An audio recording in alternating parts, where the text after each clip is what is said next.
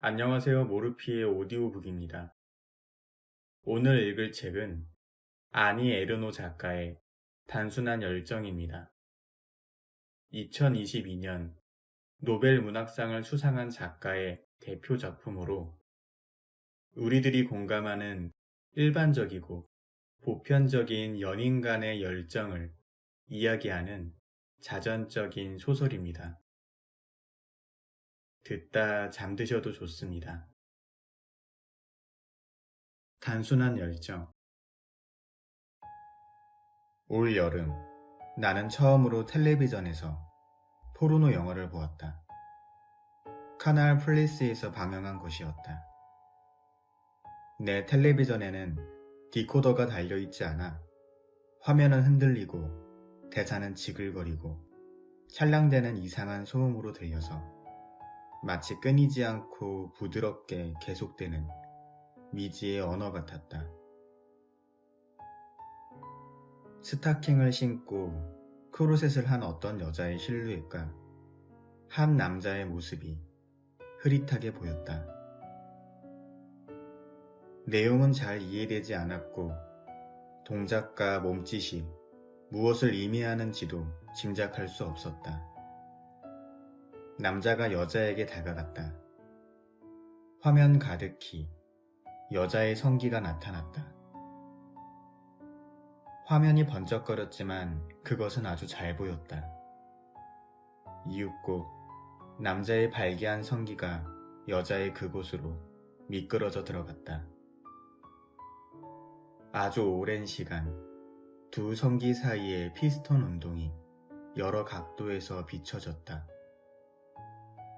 성기를 움켜쥔 남자의 손이 보이고 정액이 여자의 배 위로 쏟아졌다. 대부분의 사람들은 이런 장면에 익숙하겠지만 포르노 영화를 처음 보는 나로서는 무척 당혹스러웠다. 옛날 같으면 죽을 때까지 볼 수 없었던 성기의 결합 장면이나 남자의 정액을 수세기가 흐르고 여러 세대가 지난 요즘엔 거리에서 악수를 나누는 장면만큼이나 쉽게 볼 수 있게 된 것이다. 아마도 이번 글쓰기는 이런 정사 장면이 불러일으키는 어떤 인상 또는 고통, 당혹스러움, 그리고 도덕적 판단이 유보된 상태에 줄곧 매달리게 될 것 같다.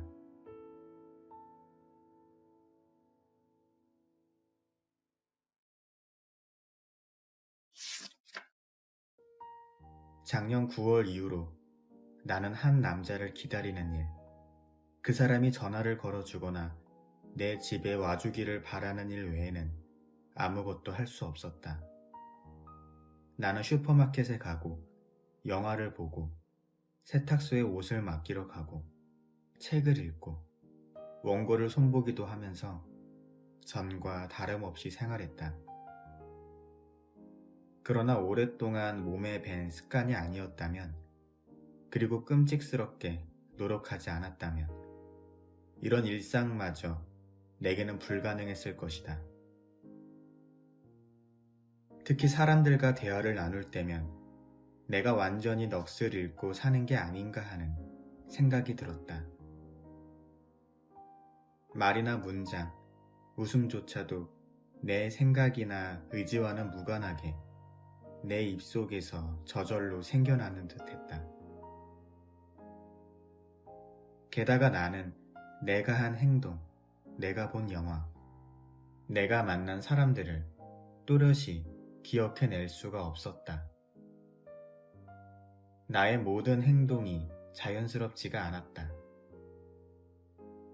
내 의지나 욕망, 그리고 지적 능력이 개입되어 있는 행동은 괄호 열고 예측하고 찬성하고 반대하고 결과를 짐작하는 괄호 닫고 오로지 그 남자와 관련된 것 뿐이었다. 신문에서 그 사람의 나라에 관한 기사를 읽는다.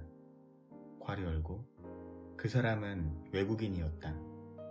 괄호 닫고 옷과 화장품을 고른다.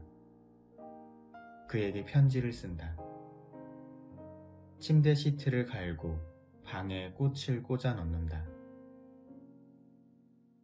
다음 만남을 위해 그에게 잊지 않고 말해야 할 것과 그의 관심을 끌만한 이야기들을 메모해둔다. 함께 보낼 저녁을 위해 위스키와 과일, 각종 음식을 사둔다. 그 사람이 오면 어느 방에서 사랑을 나눌지 상상한다.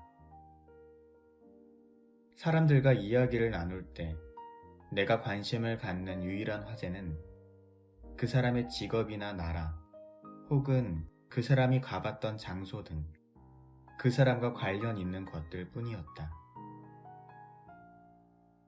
언젠가 한 여자와 이야기를 나누던 중 내가 갑자기 그녀의 이야기에 관심을 보인 적이 있다.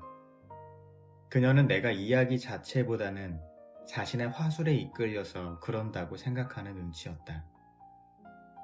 그러나 사실은 A가 나를 만나기 10년 전 아바나로 출장을 갔을 때 여자가 말한 피오렌디토라는 나이트클럽에 들르지 않았을까 하는 생각이 들었고, 오직 그것이 내 흥미를 끌었을 뿐이다. 내가 피오렌디토에 대한 이야기를 관심 있게 듣자 고무된 그녀는 내게 무척이나 세세하게 그것을 그묘사해 주었다. 마찬가지로 책을 읽을 때 나의 마음을 휘어잡는 문장은 남녀 관계를 묘사한 대목이었다. 그런 내용은 내게 A에 관한 무언가를 가르쳐 주었고, 사실이라고 믿고 싶었던 것들에 확신을 주었다.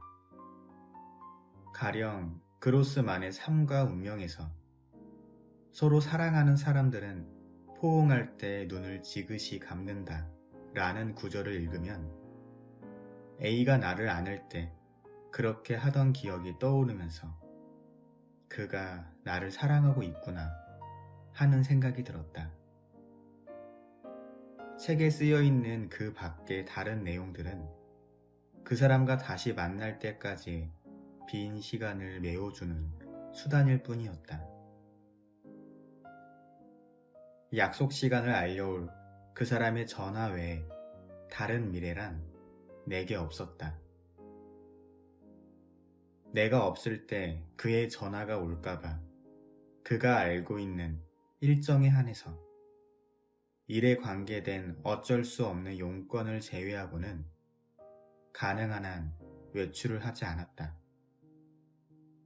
또 행여 전화벨 소리를 못 들을까 진공청소기나 헤어드라이어를 사용하는 일조차 피했다.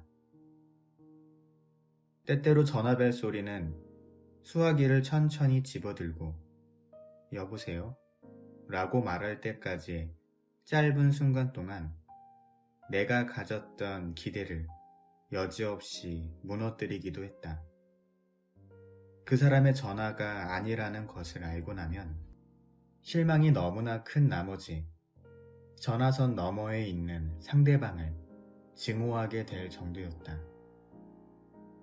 그러나 A의 목소리를 확인할 때는 거의 질투심마저 잃었던 고통스럽고 긴 기다림이 너무도 순식간에 사라져버려 마치 제정신을 잃었다가 느닷없이 정상으로 돌아온 듯한 기분이었다.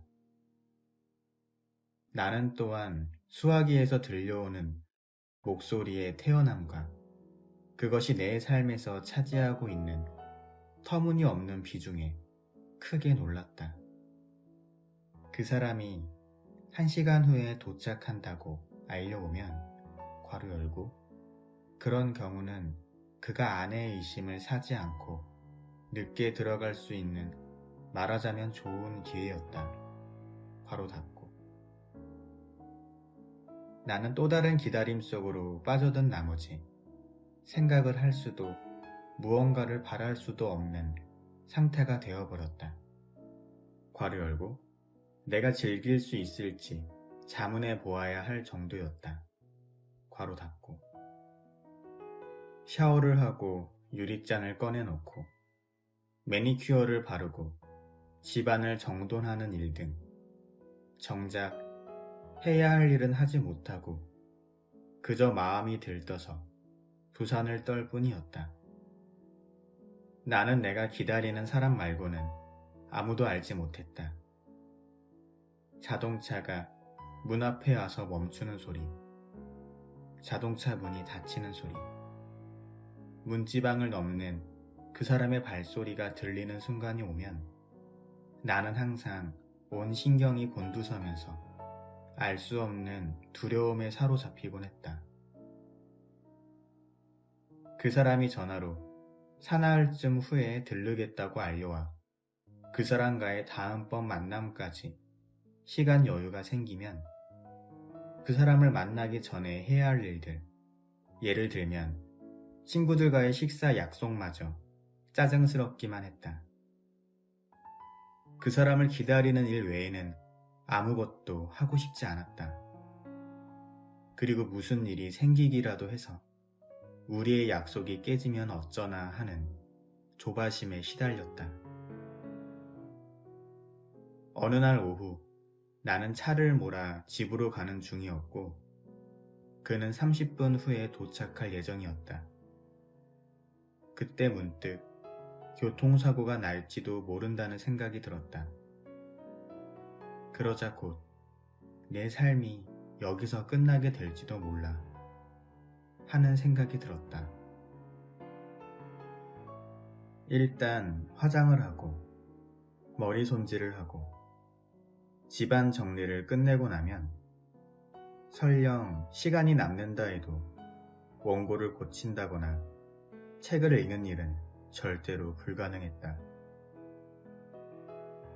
A를 기다리는 것 외에 다른 일에 조금이라도 정신을 빼앗겨 마음을 흐트러뜨리고 싶지 않았기 때문이다. 나는 가끔 백지 위에 날짜, 시간, 그리고 그가 올 거야 라는 문장을 적고 그 사람이 오지 않으면 어쩌나, 그 사람의 사랑이 식었으면 어쩌나 하는 두려운 마음을 끄적였다. 그리고 저녁이 되면 같은 종이에 그 사람이 왔다고 쓰고 우리 만남의 세세한 사항들을 두서없는 글로 적어두었다. 그런 다음 그 사람을 만나기 전과 후에 쓴 두 글의 내용이 끊기지 않고 자연스럽게 이어진 것을 보고는 잠시 멍한 기분을 느꼈다. 두 글 사이에는 값을 따질 수 없는 그 사람과 내가 나눈 대화와 몸짓이 있었다. 나는 글쓰기를 통해 그것들을 붙잡아 두려고 했다. 그 사람의 자동차 르노 25가 멈춰서는 소리와 떠나려고 시동을 거는 소리에 의해 다른 시간들과 엄격히 구분된 이 시간의 공간 속에서 나는 이 남자와 함께 침대에서 보낸 오후의 한나절의 뜨거운 순간이 아이를 갖는 일이나 대회에서 입상하는 일, 혹은 멀리 여행을 떠나는 일보다 내 인생에서 훨씬 중요하다는 것을 깨달았다. 사실 그 순간은 단지 몇 시간 동안 지속되었을 뿐이다. 나는 그가 도착하기 직전에 시계를 풀어놓고 그 사람과 함께 있는 동안에는 차지 않았다. 반면에 그는 언제나 시계를 차고 있었다. 그리고 난 머지않아 그 사람이 조심스레 시계를 훔쳐볼 시간이 다가오리라는 것을 알고 있었다. 나는 얼음을 가지러 부엌에 들어가서 문 위에 걸려있는 벽시계를 쳐다보며 2시간밖에 남지 않았어. 이제 1시간. 혹은 1시간 후면 저 사람은 가고 나만 혼자 남게 되겠지. 하는 말들을 쉼없이 중얼거렸다. 그러다가 문득 도대체 현재란 어디에 있는 걸까? 하고 나 자신에게 물어보았다. 그 사람은 천천히 옷을 입으며 떠날 준비를 했다. 나는 그 사람이 와이셔츠에 단추를 채우고 양말을 신고 팬티와 바지를 입고 나서 넥타이를 매기 위해 거울 앞으로 돌아서는 모습을 바라보았다. 이제 재킷만 걸치면 저 사람은 떠나겠지. 나는 나를 관통하여 지나가는 시간 속에 살고 있을 뿐이었다. 그 사람이 떠나자 엄청난 피로가 나를 짓눌러왔다. 곧바로 집안을 정리하지 못했다. 나는 유리잔, 음식 부스러기가 남아있는 접시, 담배꽁초가 수북히 쌓인 재떨이, 방바닥과 복도에 흩어져 있는 겉옷과 속옷들, 카펫에 떨어진 침대 시트 등을 물끄러미 바라보았다. 하나하나 어떤 몸짓이나 순간의 의미를 지니고 있는 그 물건들을, 그것들이 이루는 생생한 무질서를 지금 상태 그대로 보존하고 싶었다. 그것들은 미술관에 소장된 다른 어떤 그림도 내게 주지 못할 힘과 고통을 간직한 하나의 그림을 이루고 있었다. 나는 그 사람이 내게 남겨놓은 정액을 하루라도 더 품고 있기 위해 다음 날까지 샤워를 하지 않았다. 우리가 지금까지 몇 번이나 사랑을 나누었는지 헤아려 보았다. 사랑을 할 때마다 무언가 새로운 것이 우리 관계에 보태어진다는 느낌이 들었지만 동시에 쾌락의 행위와 몸짓이 더해지는 만큼 확실히 우리는 조금씩 멀어져 가고 있었다. 우리는 욕망이라는 자산을 서서히 탕진하고 있었다. 육체적인 강렬함 속에서 얻은 것은 시간의 질서 속에 사라져갔다. 그날 밤을 나는 그 사람의 품 안에서 잠든 듯한 단수 상태로 지냈다. 날이 밝자 그 사람이 내게 해준 말과 애무를 한없이 되새기면서 마비 상태로 또 하루를 보냈다. 그 사람은 외설스러운 프랑스어 단어를 몰랐다. 아니면 그런 말들이 그 사람의 나라에서는 사회적으로 금지된 말도 아니고 다른 말들과 마찬가지로 평범해서 굳이 사용할 필요를 느끼지 않았는지도 모르겠다. 괄호 열고 그 사람 나라 말의 상스러운 표현들이 내게는 일반적인 말들로 여겨지듯이 괄호 닫고 R2R 안에서나 슈퍼마켓에서도 그 사람이 당신 입으로 거길 애무해줘 하고 속삭이는 목소리가 들려오는 듯 했다. 한 번은 오페라 역에서 그 사람을 생각하며 몽상에 빠져 있다가 지하철을 놓치기도 했다. 이런 몽롱한 상태에서 서서히 벗어나면 나는 다시 전화를 기다리기 시작했다. 마지막으로 만난 날짜에서 멀어질수록 고통과 불안은 점점 커졌다.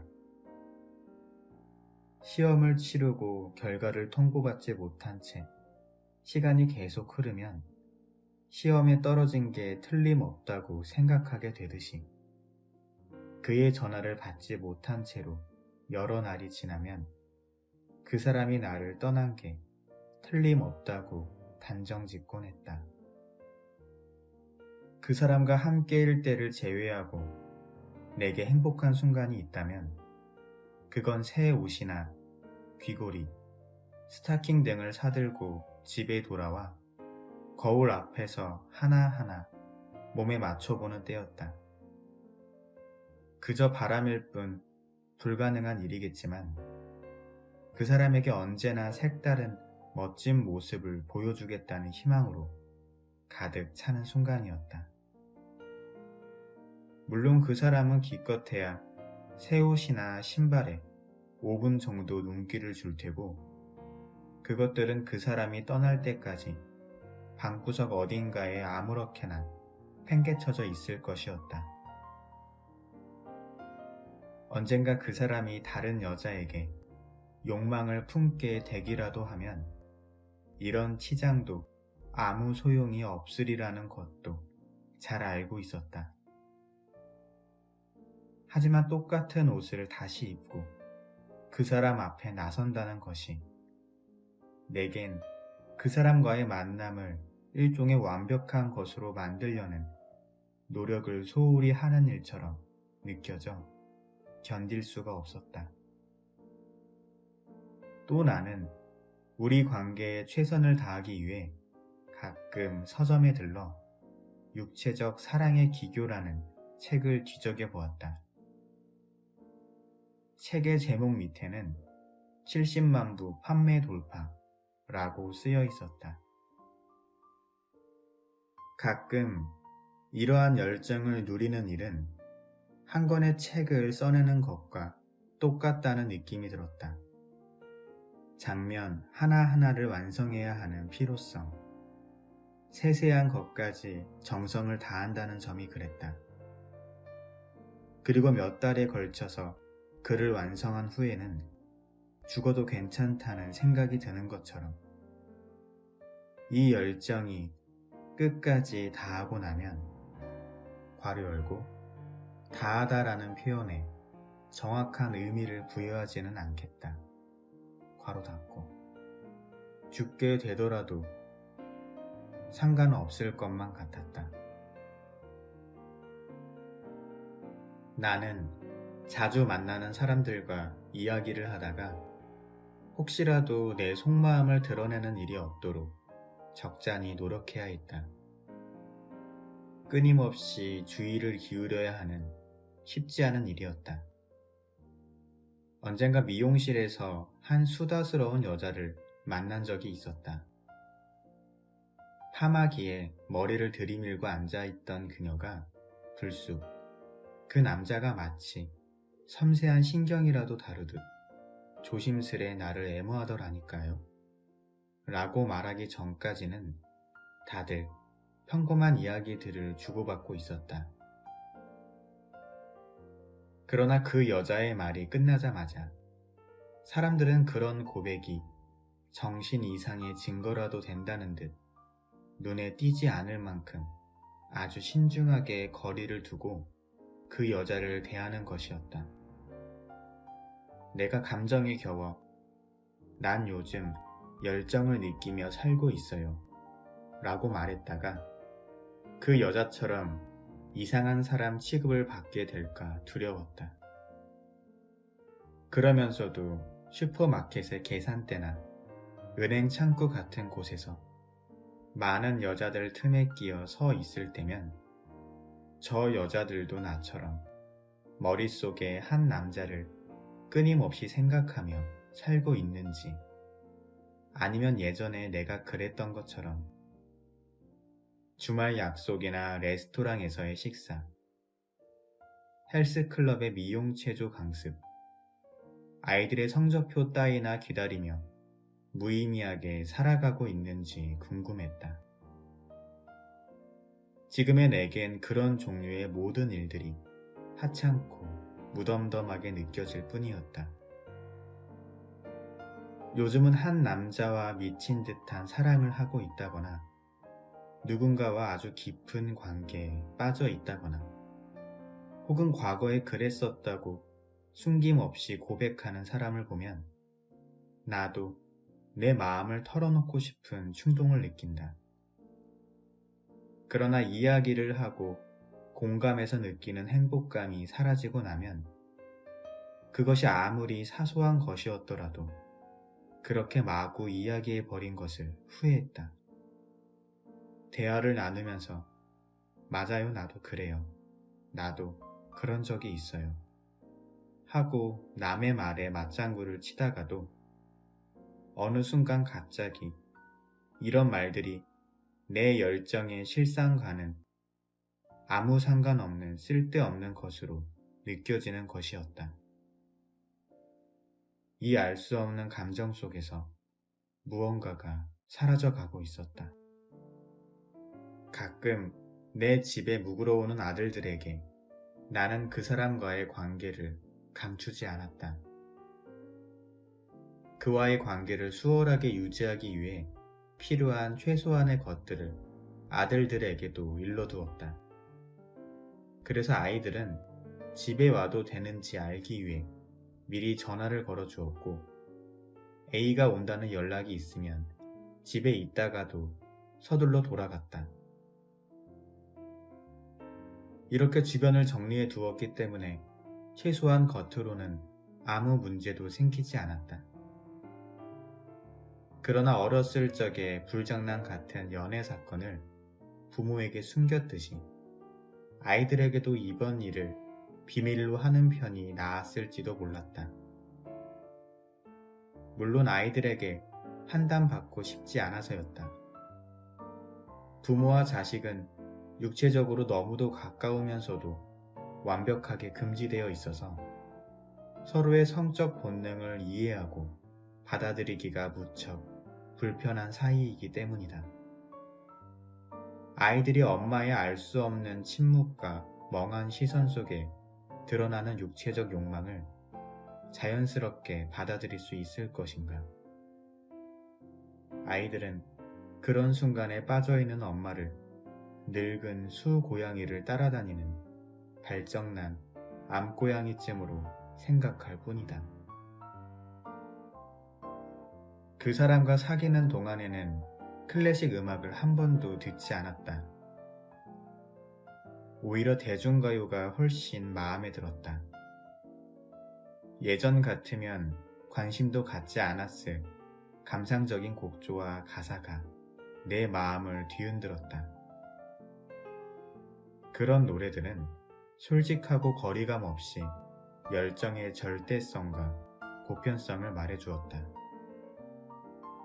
실비 바르탕이 노래한 사람아, 그건 운명이야 를 들으면서 사랑의 열정은 나만이 겪는 게 아니라는 것을 알게 되었다. 대중가요는 그 당시 내 생활의 일부였고 내가 사는 방식을 정당화시켜 주었다. 여성 잡지를 펼치면 제일 먼저 운세란을 읽었다. 오시마의 감각의 제국처럼 나 자신의 이야기를 하는 영화를 보고 싶었는데 너무 오래된 영화라 상영하는 곳이 없어 무척 실망했다. 저녁에 그 사람의 전화가 오기를 빌면서 지하철역에 쭈그리고 앉아있는 거지들에게 적선을 했다. 내 멋대로 날짜를 정해놓고 그때까지 그 사람이 나를 보러 오면 자선단체에 200프랑을 기부하겠다고 마음먹기도 했다. 평소의 생활 습관과 다르게 나는 그런 식으로 돈을 마구 썼다. 하지만 내게 그런 일은 A를 향한 나의 열정으로부터 분리시킬 수 없는 지극히 필요한 정상적인 지출로 생각되었다. 내 지출 목록에는 그 사람을 기다리며 꿈꾸듯 보내버린 시간과 매번 그것이 마지막인 것처럼 괄호 열고 마지막이 아니라고 누가 장담할 수 있겠는가 괄호 닫고 몸을 가누지 못할 정도로 열정적인 사랑을 나누며 쇠잔해져 버린 내 육체도 포함되어 있었다. 그 사람과 함께 있던 어느 날 오후 펄펄 끓는 물이 들어있는 커피포트를 잘못 내려놓는 바람에 거실의 카펫을 태워버렸다. 하지만 나는 아무렇지도 않았다. 오히려 불에 탄 그 자국을 볼 때마다 그 사람과 함께 보낸 열정적인 순간을 떠올릴 수 있어서 행복했다. 일상생활에서 가끔 일어나는 귀찮고 짜증스러운 일에도 나는 무덤덤했다. 2달이 넘도록 계속되는 우편집 배원들의 파업에도 신경 쓸 이유가 없었다. A는 절대로 내게 편지를 보내지 않았으니까. 괄호 열고, 물론 결혼한 남자로서의 신중함 때문이었다. 괄호 닫고. 나는 도로가 막히거나 은행 창구가 붕괴도 조용히 기다렸고, 직원들이 불친절해도 화를 내지 않았다. 어떤 일에도 초조해하지 않았다. 또 나는 사람들에 대하여 연민과 고통과 우정이 뒤섞인 묘한 감정을 느꼈다. 일 없이 공원 벤치에 누워있는 사람들, 창녀촌을 단골로 드나드는 사람들, 그리고 통속소설에 정신이 빠져있는 여자들을 진심으로 이해할 수 있을 것 같았다. 괄호 열고, 그렇지만 내 안에 무엇이 그 사람들과 닮았는지는 딱 꼬집어 말할 수 없었다. 괄호 닫고. 한 번은 벌거벗은 채로 냉장고에 맥주를 꺼내러 가면서 어릴 때 내가 살던 동네의 여자들이 문득 생각났다. 혼자 사는 여자도 있고 결혼해서 남편과 아이와 사는 여자도 있었는데 그들은 오후 시간에 은밀히 외간 남자를 끌어들였다. 괄호 열고, 동네 사람들도 모두 그런 사실을 알고 있었다. 하지만 사람들이 그 여자들의 행실이 단정치 못하다고 비난했는지 아니면 창문을 닦아야 할 낮 시간을 쾌락을 좇는데 낭비했다고 비난했는지는 분간하는 것이 불가능했다. 괄호 닫고. 어쨌든 나는 그 여자들을 생각하면서 깊은 만족감을 느꼈다. 요즘 나는 내가 매우 소설적인 형태의 열정을 지닌 채 살고 있다는 느낌이 들었다. 그렇지만 지금으로서는 그걸 어떤 형식으로 써야 할지 잘 알 수가 없다. 증언의 형식으로 쓸 것인지 아니면 여성 잡지에서 흔히 보듯 고백수기의 형태로 쓸 것인지 아니면 선언문이나 보고서 또는 해설서의 모양새를 한 꾸밈없는 소설을 쓸 수도 있을 것 같았다. 나는 남녀 관계에 대한 이야기를 만들려는 것이 아니다. 그렇다고 그 사람이 11월 11일에 다녀갔다 라거나 그리고 몇 주가 흘렀다 하는 식으로 정확한 날짜를 밝히는 연대기적인 서술 방식으로 글을 쓰고 싶지도 않다. 괄호 열고, 그런 것들은 절반가량은 기억이 나지 않는다. 괄호 닫고. 우리 관계에서 그런 시간적인 개념은 내게 아무런 의미가 없다. 나는 그저 존재 혹은 부재만을 알고 있을 뿐이었다. 나는 언제나와 어느 날 사이에서 끊임없이 동요하면서 열정의 기호들을 모으고 있었다. 그 기호들은 한데 모으면 나의 열정을 좀 더 사실적으로 그려낼 수 있을 것 같았다. 사실을 열거하거나 묘사하는 방식으로 쓰인 글에는 모순도, 혼돈도 존재하지 않는다. 그런 글은 순간순간 겪은 것들을 음미하는 방식이 아니라 어떤 일을 겪고 나서 그것들을 돌이켜보며 남들이나 자기 자신에게 이야기하는 방식인 것이다. 내 열정의 근원을 알기 위하여 정신분석학자들이 하듯이 내 오래된 과거나 최근의 경험을 더듬어 찾아낼 생각은 없다. 어린 시절 이래로 내게 영향을 준 심리적인 모델을 근거로 해석하고 싶지도 않다. 괄호 열고, 바람과 함께 사라지다나 페드라 혹은 에디트 피아프의 샹송도 오이디푸스 콤플렉스만큼이나 결정적인 역할을 한다. 괄호 닫고. 나는 내 열정을 일일이 설명하고 싶지는 않다. 그것은 정당화되어야 할 실수나 무질서로 여겨질 수도 있다. 나는 다만 있는 그대로 보여주고 싶을 뿐이다. 글을 쓰는데 내게 미리 주어진 것이 있다면 그것은 아마도 내가 열정적으로 살 수 있게 해주는 시간과 자유일 것이다. 그는 이브생 로랑 정장과 세로티 넥타이, 그리고 대형 승용차를 유난히 좋아했다. 동구 출신인 그 사람은 고속도로에서 운전할 때면 프랑스에서 마음껏 자유를 누릴 작정인 듯 항상 옷을 잘 차려입고 라이트를 켠 채 한마디 말도 없이 전속력으로 달렸다. 그리고 누가 자신을 보고 알랭 들롱을 닮았다고 하면 굉장히 좋아했다. 그는 외국인들이 흔히 그러하듯 프랑스의 지적이고 예술적인 것들이 불러일으키는 가치를 높이 평가하면서도 실제로 그다지 매료되는 것 같지는 않았다. 텔레비전 프로도 오락 프로나 센타 바버라 같은 통속극을 즐겨보았다. 하지만 그런 것은 아무래도 좋았다.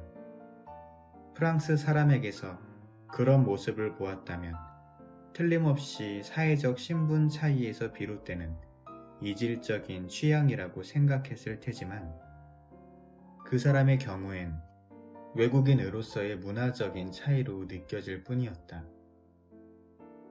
A의 그런 모습에서 나 자신에게도 분명히 있을 지극히 인간적인 부분을 확인하게 되는 것 같아 오히려 즐겁기까지 했다. 어렸을 때 나는 옷이나 음반, 여행 같은 것에 유난히 욕심이 많아서 친구들이 그런 물건을 가지고 있다거나 여행을 떠난다고 하면 무척이나 부러워했었다. 지금 A나 A의 나라 사람들이 서구의 호화스러운 상점 진열장에 놓인 비디오나 멋진 셔츠를 갖고 싶어하는 것처럼 동구 사람들이 대개 그렇듯 그 사람도 술을 많이 마셨다. 그 사람이 술을 많이 마시면 집으로 돌아가는 길에 고속도로에서 교통사고라도 나면 어쩌나 걱정이 되긴 했지만 술 취한 모습이 불쾌하지는 않았다. 그 사람이 몸을 제대로 가누지 못해 비틀거리거나 나를 끌어안으며 트림을 해도 말이다. 반대로 꾸밈 없고 조금은 천박한 모습으로 그 사람과 내가 화합할 수 있다는 생각에 내심 행복했다. 나는 나와의 관계가 그 사람에게 어떤 의미인지 도대체 알 수가 없었다. 처음에는 나를 바라보며 여기 오려고 미친 듯이 차를 몰았어 라고 말할 때 그 사람의 얼굴에 떠오르는 행복한 표정이나 말한 뒤에 어색한 침묵, 그리고 자신의 어린 시절 얘기를 들려주는 것에서 그 사람 역시 내가 느끼는 만큼의 열정을 가지고 있다고 생각했다. 하지만 그런 확신은 머지않아 흔들리고 말았다. 그 사람의 행동이 신중해지기 시작했고 나와의 관계에 깊이 빠져들지 않으려고 조심하는 기색이 역력히 보였던 것이다. 그러나 그 사람이 자기 아버지에 대해 말하거나 12살 때 친구들과 어울려 산딸기를 따러 다니던 이야기를 들려주면 그런 의심은 깨끗이 사라져버렸다. 친구들로부터 꽃이나 책을 선물 받게 되면 나는 기쁘기보다는 그 사람은 내게 지금껏 한 번도 이런 선물을 하지 않았다는 사실에 마음이 쓰였다. 하지만 이내 그 사람은 욕망이라는 값진 선물을 하고 있잖아 라는 생각으로 그런 마음조차도 떨쳐버릴 수 있었다. 그 사람의 질투는 나에 대한 사랑의 유일한 증거라는 생각에 나는 그 사람이 하는 말 중에서 질투의 증거로 생각되는 것은 탐욕스럽게 기억해 두려고 노력했다. 그러나 오래지 않아 크리스마스 휴가에 여행 떠날 거야? 라는 그 사람의 물음은 그저 흔한 일상적인 물음일 뿐이지 내가 누구와 스키를 타러 갈 것인지 알아보기 위해 우회적으로 하는 질문은 아니라는 사실을 알게 되었다. 괄호 열고 어쩌면 그 사람은 그 사이에 다른 여자를 만날 생각으로 내가 여행을 떠나기를 바랐던 걸까?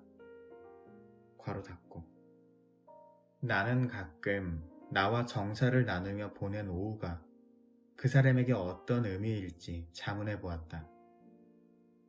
정사를 나눈다는 것, 그 자체일 뿐이겠지. 어쨌든 또 다른 이유를 찾는다는 것은 무의미한 일이었다. 내가 확신할 수 있는 것은 단 하나뿐일 테니 말이다.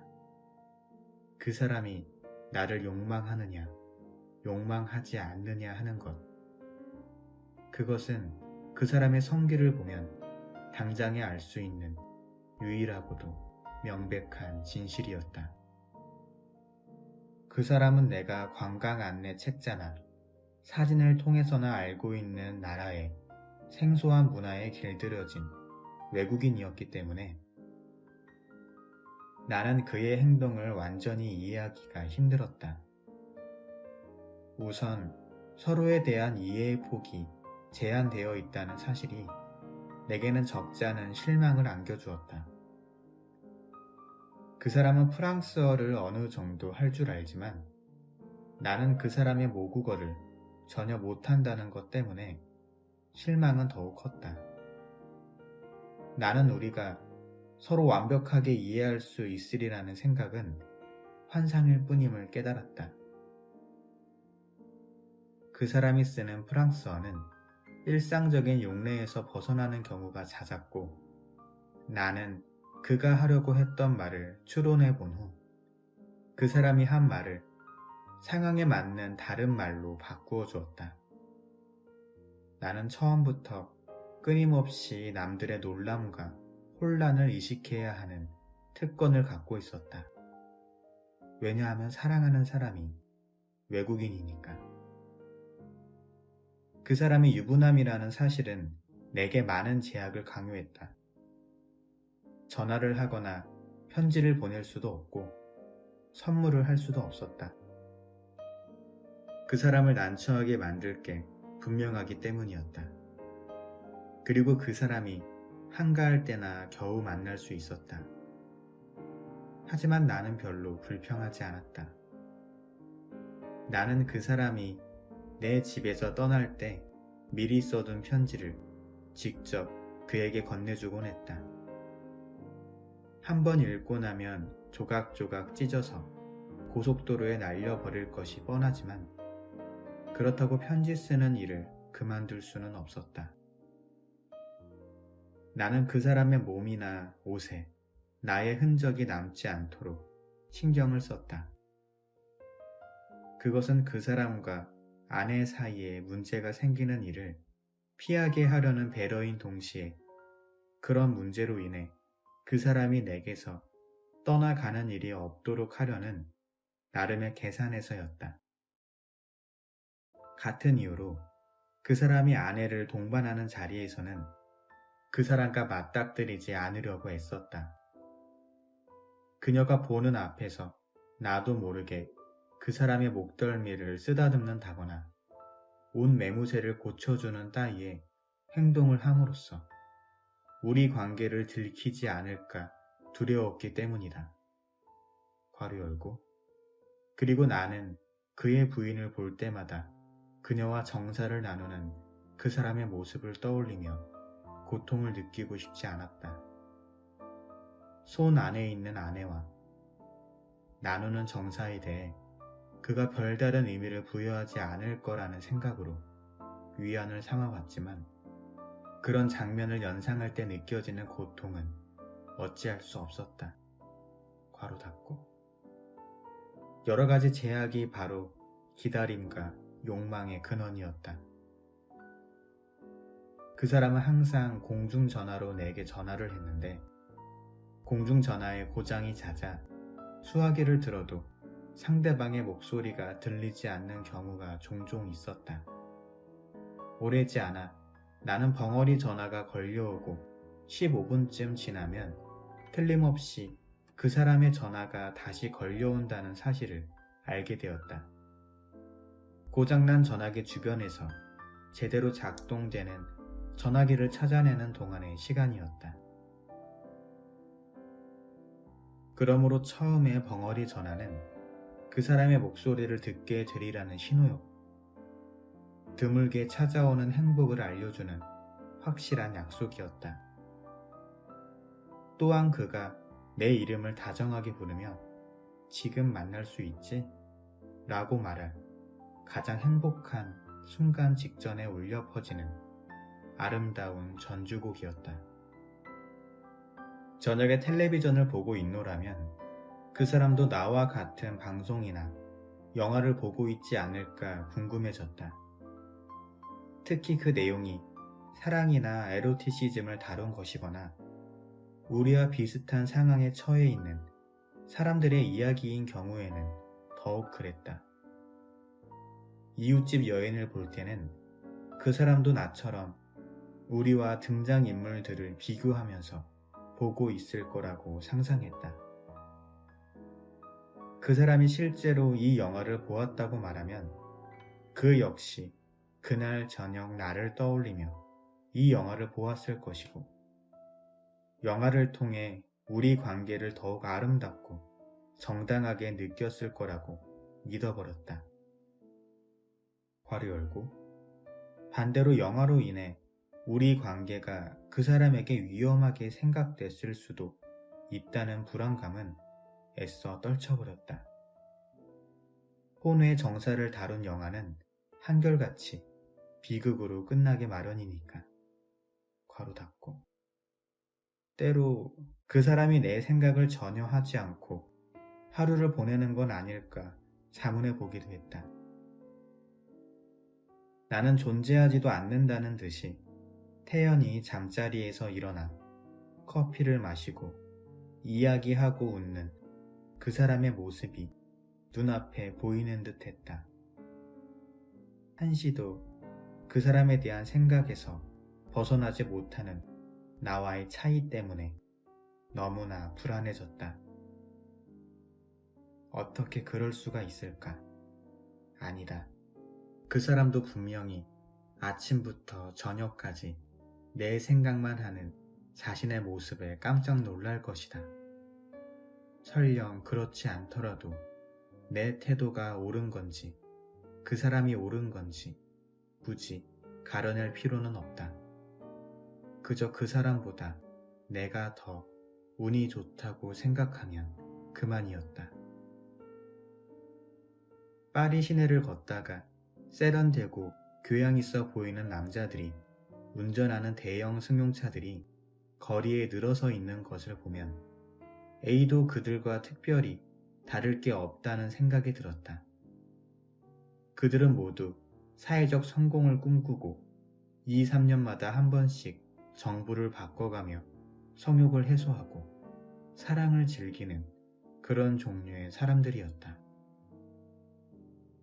이렇게 생각하자 마음이 편해지고 그 사람에 대한 집착에서 어느 정도 벗어날 수 있었다. 그러면서 다시는 그 사람을 만나지 않으리라 다짐했다.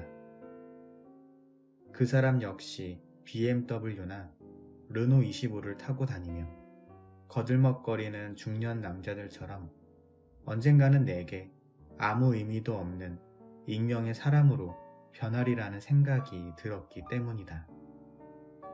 그러나 계속 거리를 걷다가 상점의 쇼윈도에 진열된 원피스나 란제리를 보게 되면 어느새 나는 그 사람과 만날 다음번 내 모습을 그려보는 것이었다.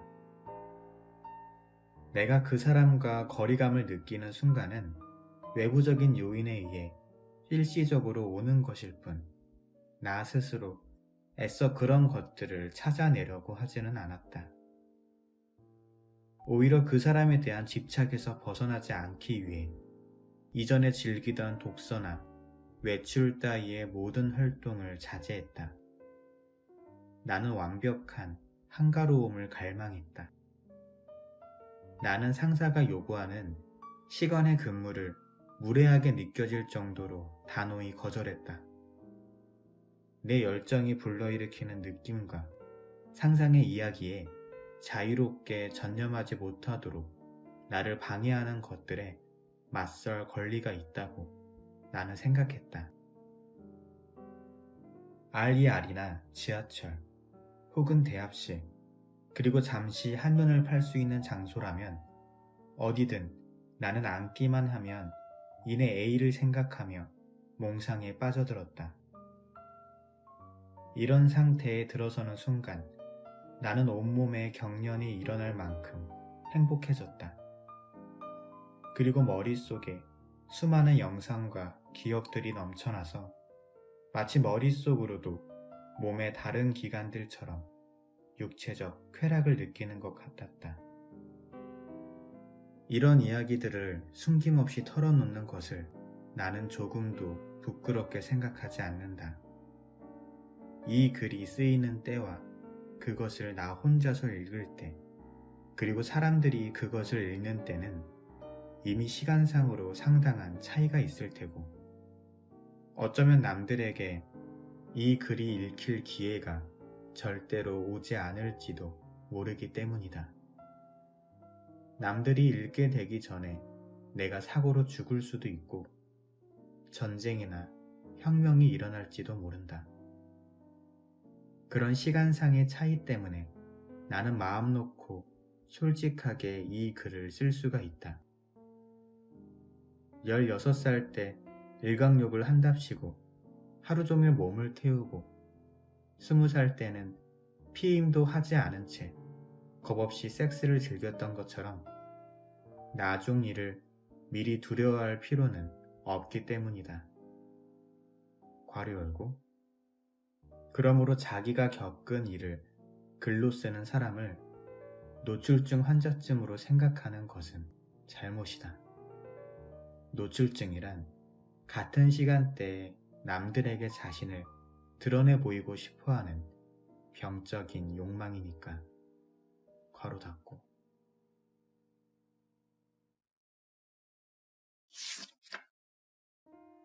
봄이 되자 나의 기다림은 더욱 빈번해졌다. 5월 초부터 때이른 더위가 기승을 부렸다.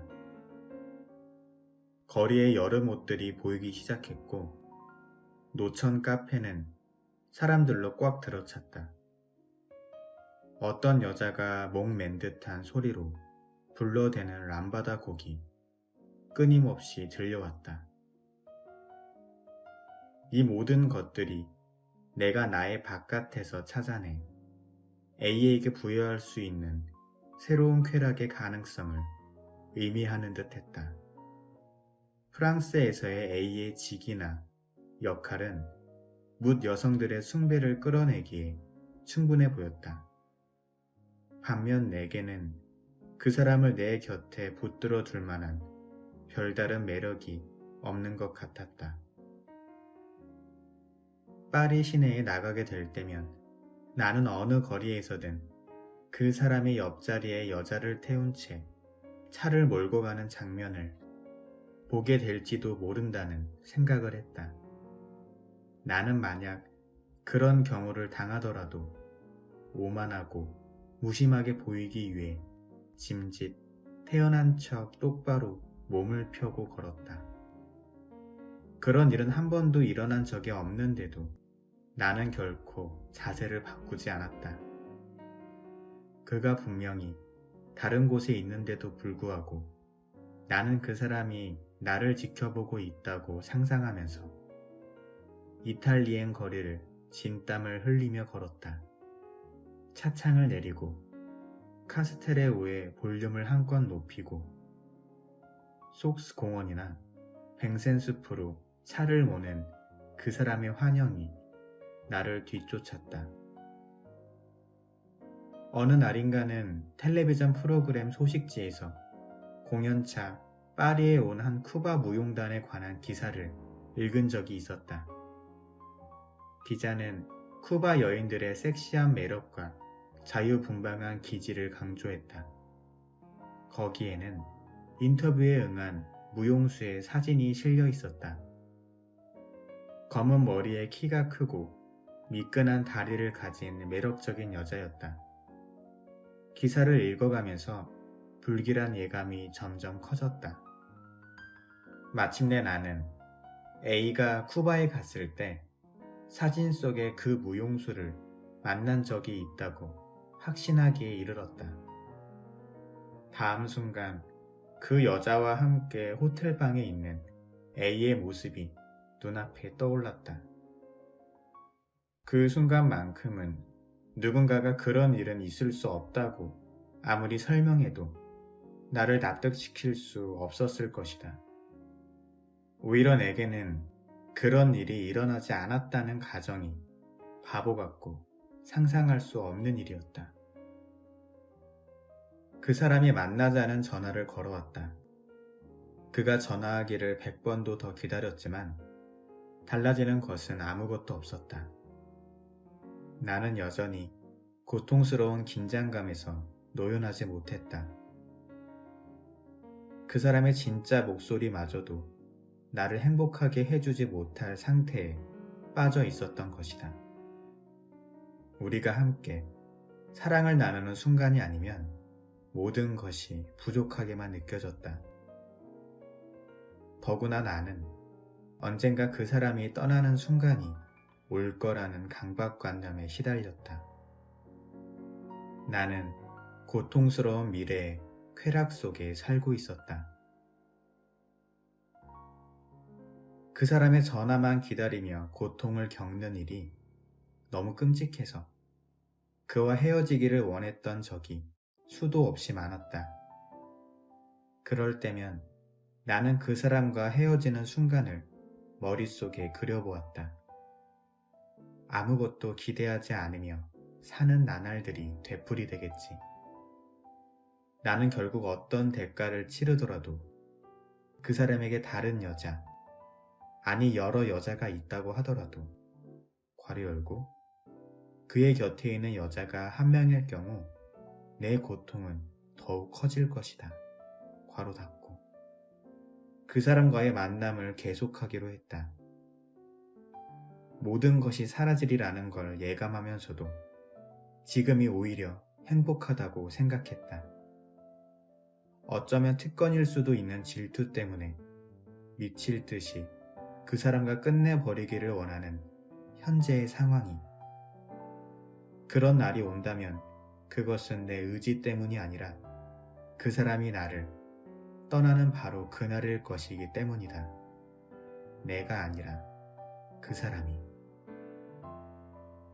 먼 발치에서 그를 바라보기만 해야 하는 것이 견딜 수 없어서 나는 사람들이 많이 모이는 장소에서 그 사람과 마주치는 것을 의식적으로 피했다. 그래서 나와 A가 함께 초대받은 개막식 행사에도 참석하지 않았다. 그러나 그날 저녁 내내 나를 처음 만난 날 내게 그랬던 것처럼 어떤 여자 곁에 서서 환심을 사기 위해 웃고 있는 그 사람의 모습이 머릿속을 떠나지 않았다. 얼마 후에 누군가가 그날의 모임은 시시한 사람 서너 명이 참석한 재미없는 행사였다는 얘기를 들려주었다. 나는 그 친구의 말을 속으로 되뇌며 내심 안도했다. 모임의 분위기와 참석한 여자의 숫자가 남녀의 우연한 만남과 무슨 관련이라도 있다는 듯이 사실 그 사람이 원한다면, 여자를 유혹할 마음이 있다면 여자 한 명으로도 충분한데 말이다. 나는 그 사람이 주말을 어떻게 보내는지, 어디에 가는지 자세히 알고 싶었다. 아마 지금쯤 그는 퐁텐블루 숲에 있을 거야. 거기서 조깅을 하고 있을 거야. 그는 도빌로 가는 중일 거야. 아내와 함께 해변을 거닐고 있겠지. 하는 식으로 상상을 해보았다. 그 사람의 일정을 알면 안심이 되었다.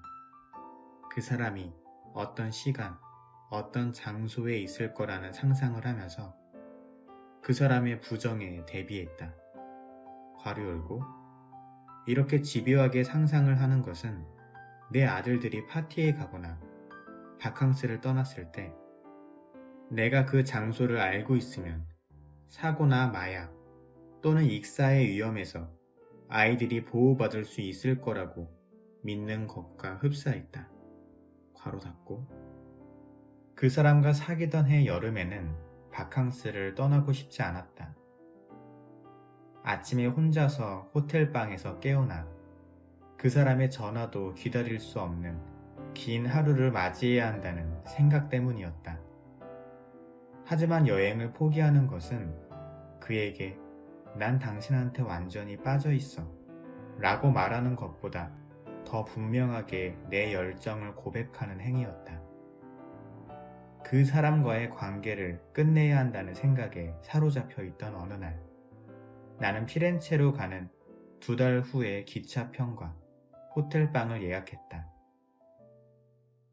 이런 방식의 이별이 매우 만족스러웠다.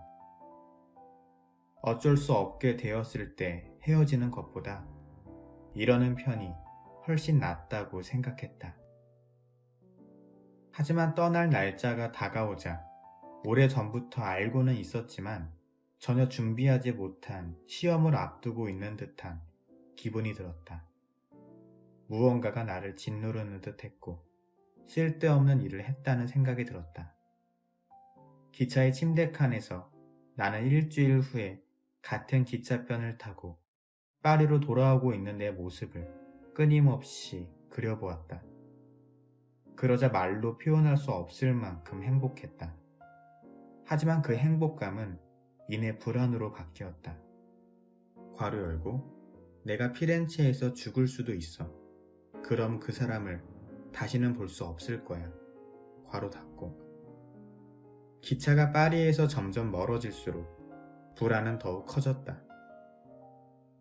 가고 다시 돌아오는 여정이 영원히 끝나지 않는 끔찍한 일처럼 느껴졌다. 더욱 끔찍한 노릇은 이미 여행을 온 이상은 방 안에 틀어박혀 파리로 돌아갈 기차만 기다릴 수 없다는 것이었다.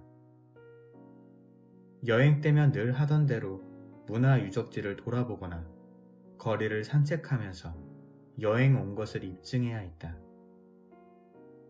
나는 올트라르노 거리와 보볼리 정원에 갔고 산 미켈란젤로 광장가, 산 미니아토까지 몇 시간 동안을 걸었다. 문이 열려있는 성당마다 들어가서 3가지 소원을 빌었다. 괄호 열고, 셋 중에 하나쯤은 이루어지리라 믿었기 때문이다. 물론 3가지 소원은 모두 A와 관련된 것이었다. 괄호 닫고. 나는 서늘하고 조용한 성당 구석에 앉아 내가 만들어낸 수많은 각본 중 하나를 세세하게 그려보았다. 괄호 열고, 그 사람과 함께 피렌체로 여행을 온다든지 10년 후에 공항에서 우연히 다시 만난다든지 하는 것들이었다. 괄호 닫고. 이런 상념들이 아침부터 밤까지 어디서나 끊임없이 나를 따라다녔다. 사람들이 가이드를 졸졸 따라다니며 각각의 작품이 만들어진 때와 특징 등 자신들의 삶과는 아무런 연관이 없는 이야기에 귀를 기울이고 있는 모습이 내겐 도무지 이해가 되지 않았다. 내가 예술 작품에 관심을 갖는 경우는 그것이 열정과 관계가 있을 때뿐이었다. 나는 바디아 성당에 다시 갔다. 단테가 베아트리체를 만난 장소이기 때문이었다. 반쯤 닳아서 지워진 산티크로체의 프레스코 벽화를 바라보다가 우리의 이야기도 나와 그 사람의 기억 속에서 언젠가는 저 빛바랜 그림처럼 되고 말 거라는 생각이 들자 몹시 혼란스러워졌다. 박물관에서도 사랑을 표현한 작품들만 눈에 들어왔다. 남자의 나체상에 마음이 끌렸다. 그것들을 보며 A의 어깨선을, 배를, 성기를, 그리고 특히 허리에서 서해부로 이어지며 안쪽으로 부드럽게 파인 곡선을 떠올렸다. 미켈란젤로의 다비드상 앞에서는 발걸음을 뗄 수가 없었다. 남성의 육체가 가진 아름다움을 여자가 아닌 남자가 그토록 뛰어나게 표현할 수 있었다는 사실이 너무나 놀라워 고통스러울 정도였다. 그 당시 여자들이 처한 상황을 고려한다 하더라도 그것으로는 완전히 설명되지 않는 무언가 석연치 않은 구석이 있었다. 돌아오는 기차 안에서 나는 내가 마치 글을 쓰듯이 피렌체에 나의 열정을 새겨두었다는 생각이 들었다. 거리를 걸을 때나 박물관을 둘러볼 때나 A의 영상이 내 머릿속을 떠나지 않았다. 모든 것을 그 사람과 함께 보고, 그 사람과 함께 식사하고, 그 사람과 함께 아르노 강가에 있는 시끄러운 호텔에서 잠을 잤다. 한 여자가 한 남자를 사랑한 이야기를 읽으려면 피렌체로 다시 가기만 하면 될 것 같았다. 그것은 바로 내 이야기였다. A의 영상에 사로잡힌 채 레스토랑에서 주문을 위해 몇 마디 한 것을 빼고는 거의 입을 열지 않고 지낸 일주일이 내게는 사랑을 완성시키기 위한 실현기로 생각되었다. 괄호 열고 어떻게 해보려는 생각으로 내게 다가와 말을 거는 남자들이 어이없게 느껴질 정도였다. 내가 한 남자만을 생각하느라 얼이 빠져 있는 게 그들에겐 보이지 않았단 말인가? 괄호 닫고 나는 그 사람이 곁에 없을 때조차도 상상과 욕망으로 대리만족을 느끼고 있었다.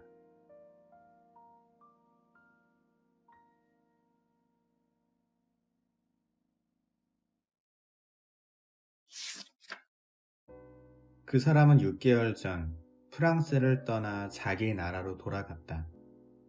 다시는 그 사람을 만나지 못할 것이다. 처음에는 새벽 2시면 어김없이 잠에서 깨어났다.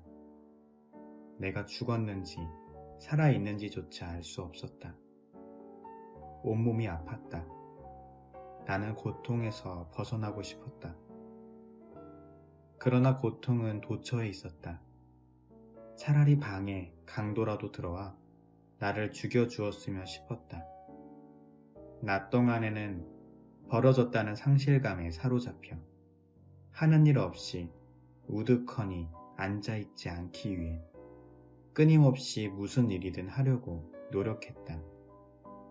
괄호 열고 상실감에 사로잡힌다는 말은 내게 우울증에 빠지거나 술을 마시기 시작하는 것을 의미한다. 괄호 닫고 같은 의도로 멋을 부려보거나 진하게 화장도 해보고 안경 대신 콘택트 렌즈를 끼워보기도 했다. 물론 이런 연극을 하는 데는 용기가 필요했다. 나는 텔레비전을 볼 수도 잡지를 뒤적일 수도 없었다. 향수나 전자레인지 광고를 보면 남자를 기다리는 여자의 모습만 연상되었다. 길을 걷다 소곡가게 앞을 지나게 되면 고개를 돌렸다. 상태가 상당히 심각해지자 나는 카드점 치는 사람을 찾아가 상담을 받고 싶어졌다.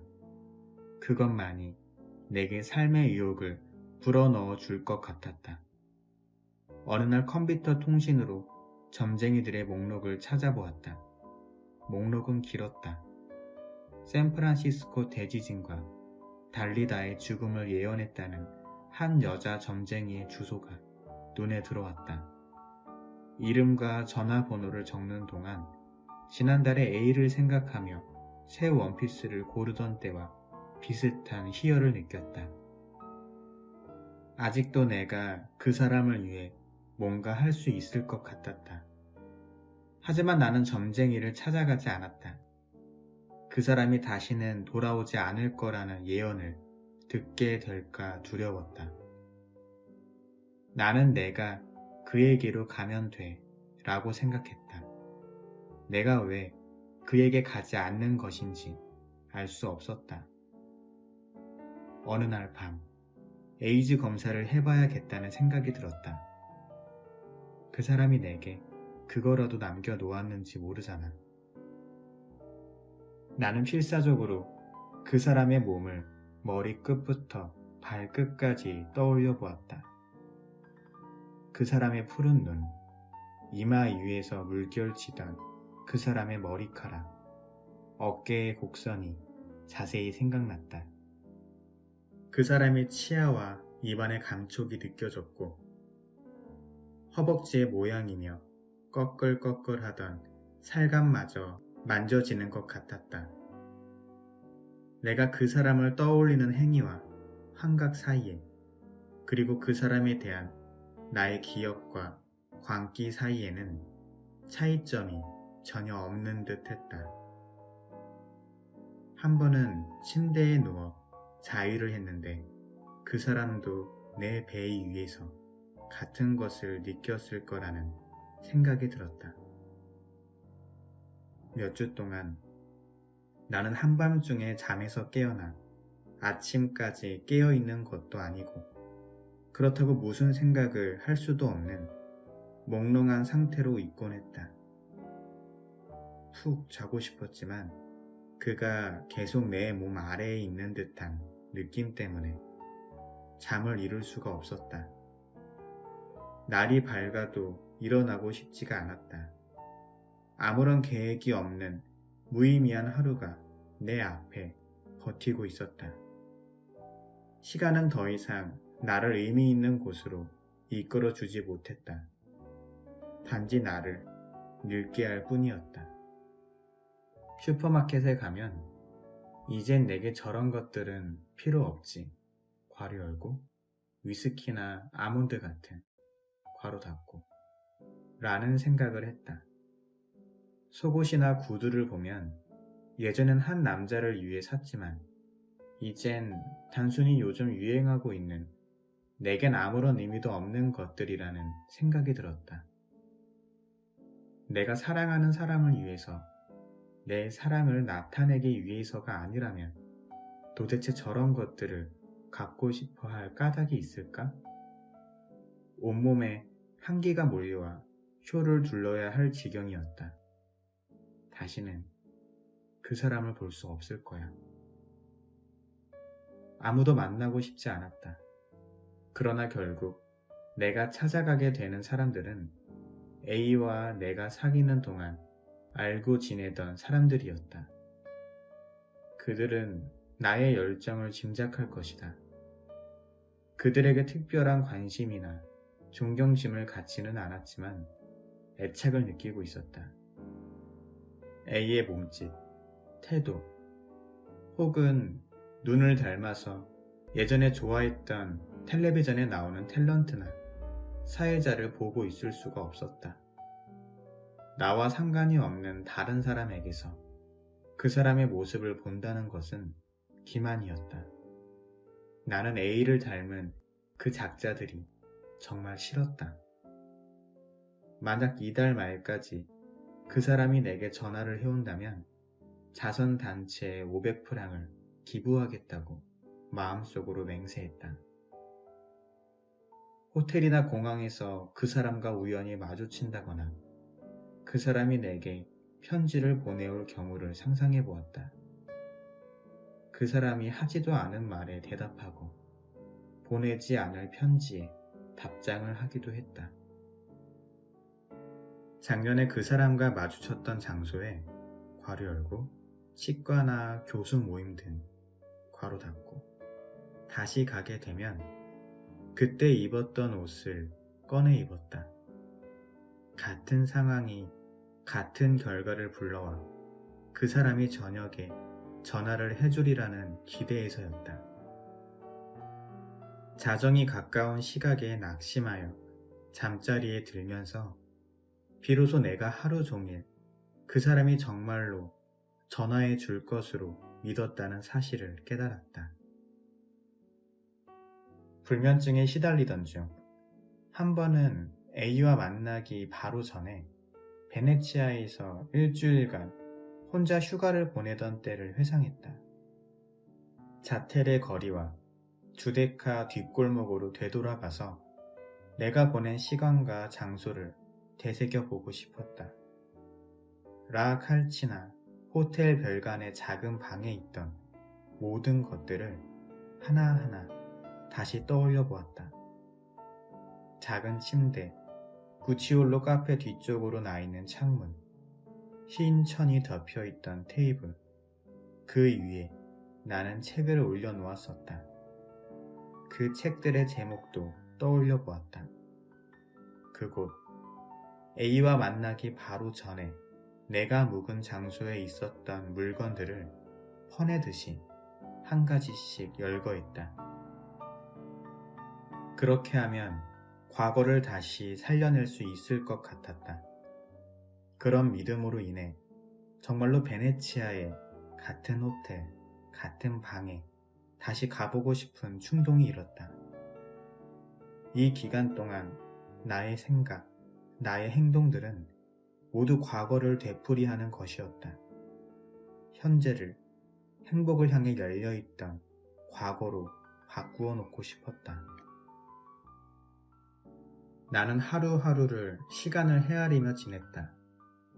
그 사람이 떠난 지 2주일째야. 이제 5주가 지났구나. 작년 오늘에는 내가 거기 있었지.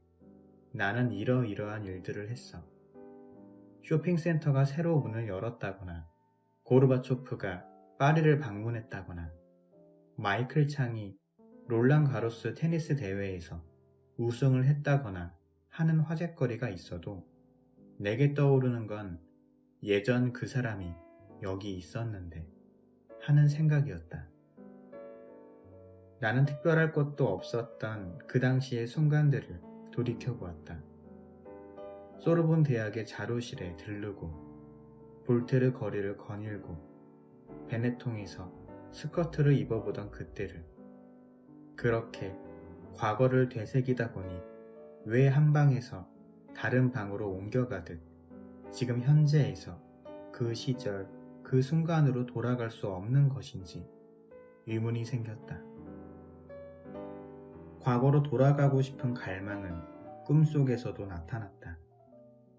꿈속에서 나는 살아서 다시 나타난 내 어머니와 이야기를 하고 언쟁도 했다. 하지만 꿈속에서 나도 어머니 자신도 어머니가 이미 죽었다는 사실을 알고 있었다. 이상한 건 아무것도 없었다. 어머니의 죽음은 기정사실처럼 그녀를 따라다녔다. 그게 전부였다. 괄호 열고, 나는 이런 꿈을 자주 꾸었던 것 같다. 괄호 닫고. 또 한 번은 피크닉을 갔다가 실종된 후 수영복 차림의 시체로 발견된 한 소녀를 꿈에서 보았다. 소녀가 살해당하는 모습이 생생하게 재현되었다. 그 아이는 마치 자신이 죽게 되는 과정을 보여주기 위해 다시 살아난 것 같았다. 하지만 판단하는 입장에서는 그 소녀가 죽었다는 사실을 이미 알고 있기 때문에 재현이라는 과정을 이해할 수가 없었다. 다른 꿈들도 꾸었다. 나는 가방을 잃어버리거나 길을 잃고 헤매고 있었다. 어떤 때는 기차 시간이 다 되었는데도 가방을 미처 챙기지 못해 허둥거리기도 했다. 많은 사람들 속에서 A를 보았지만 그 사람은 나를 보지 않았다. 우리는 함께 택시를 탔고 내가 그를 애무했지만 그 사람의 성기는 꼼짝도 하지 않았다. 얼마 후에 그 사람이 다시 나타나 나를 원했다. 벽을 따라 나 있는 길을 지나 우리는 한 카페 화장실에 이르렀다. 그 사람이 아무 말 없이 나를 안았다. 주말이면 나는 일부러 집안 청소나 정원 손질 같은 고된 육체 노동에 매달렸다. 저녁이 되면 나는 완전히 지쳐버렸다. A가 내 집에서 오후를 지내고 갔을 때처럼 사지가 마비되어 꼼짝도 할 수 없었다. 그러나 그것은 타인의 육체에 대한 기억이 없는 혐오를 불러일으키는 공허한 피로감이었다. 언제인지 정확한 날짜는 알 수 없지만 A가 떠난 지 2달쯤 지난 후부터 작년 9월 이후로 나는 한 남자를 기다리는 일 외에는 아무것도 할 수 없었다 라는 문장으로 시작되는 나의 이야기를 쓰기 시작했다. A와의 관계에 관련된 것들은 무엇이든 정확히 기억할 수 있었다. 예를 들어 10월의 알제리 소요라든가 1989년 7월 14일의 흐린 하늘과 더위, 그리고 6월 그 사람과 만나기 전날 밤 믹서를 산 것 같은 사소한 일들까지도 기억하고 있었다. 그러나 폭우에 대해서 혹은 베를린 장벽이 무너진 일이나 차우세스쿠의 처형처럼 지난 5개월간 벌어진 세계적인 뉴스들 가운데 하나를 한 페이지 정도로 자세히 써내라고 한다면 나는 할 수 없다. 글을 쓰는 시간은 열정의 시간과는 전혀 상관이 없었다. 그런데도 내가 글을 쓰기 시작한 이유는 어떤 영화를 볼 것인지 선택하는 문제에서부터 립스틱을 고르는 것에 이르기까지 모든 일이 오로지 한 사람만을 향해 이루어졌던 그때에 머물고 싶었기 때문이다. 첫 페이지부터 계속해서 반과거 시제를 쓴 이유는 끝내고 싶지 않았던 삶이 가장 아름다웠던 그 시절의 영원한 반복을 말하기 위한 것이었다. 또한 예전의 기다림이나 전화벨 소리, 만남을 대신하고 있는 나의 고통을 묘사하는 것이기도 하다. 괄호 열고 지금도 첫 페이지를 다시 읽으면 그 사람이 내 집에 머무는 동안 입고 있다가 떠날 때 벗어놓은 목욕 가운을 바라보고 만지면서 느끼는 것과 똑같은 고통이 생생히 되살아난다. 다른 점이 있다면 이 글은 나에게 그리고 어쩌면 다른 사람들에게도 항상 어떤 의미를 가질 수 있겠지만 처음부터 내게만 의미가 있었던 목욕 가운은 언젠가는 나에게조차 아무 소용이 없어져 헌옷 더미 속으로 던져지리라는 것이다. 이렇게 쓰다 보니 목욕 가운은 버리지 말아야겠다는 생각이 든다. 괄호 닫고. 그러나 나는 계속해서 살고 있다. 다시 말해, 글을 쓴다고 해서 그 사람의 부재가 느껴지지 않는 것은 아니었다. 잠시 쉬는 동안에도 마찬가지였다. 이제 더 이상은 독특한 억양을 가진 그 사람의 목소리를 들을 수 없고 그 사람의 몸을 만질 수도 없다. 현실 속의 그 사람은 A라는 이니셜로 내 글 속에 쓰이고 있는 남자보다도 더 먼 곳에 내 앞에 나타날 수 없는 추운 도시에서 자신의 삶을 살아가고 있다. 나는 슬픔을 가라앉혀주고 절망밖에 없을 때 희망을 갖게 해주는 방법이란 방법은 다 써보았다. 카드 점을 쳐보기도 하고 그 사람이 전화해 주기를, 그 사람이 돌아와 주기를 하고 소원을 빌며 오베르 역의 거지에게 10프랑을 주기도 했다. 괄호 열고 사실 글을 쓰는 것도 그런 방법들 중 하나라고 할 수 있다. 괄호 닫고. 사람들을 만나는 건 싫었지만 코펜하겐에 있을 세미나에 참석하기로 했다. 그 사람에게 은밀히 엽서를 보낼 수 있는 기회가 되리라는 생각 때문이었다. 엽서를 보내면 그 사람이 분명히 답장을 할 거라고 굳게 믿었다. 코펜하겐에 도착하면서부터 나는 줄곧 엽서를 사서 떠나기 전에 미리 공들여 구상해둔 문장들을 옮겨 적고 우체통을 찾아 붙이는 일만을 생각했다. 돌아오는 비행기 안에서 나는 오직 한 남자에게 엽서를 보낸다는 구실 하나만으로 코펜하겐까지 간 셈이었음을 새삼 확인했다. A가 있을 때는 대강 훑어보고 말았던 책들을 다시 찬찬히 읽고 싶어졌다. 책들을 펴면 그때의 꿈과 기다림이 고스란히 들어있는 것 같고 그때의 내 열정을 다시 발견한 듯한 느낌이 들었다.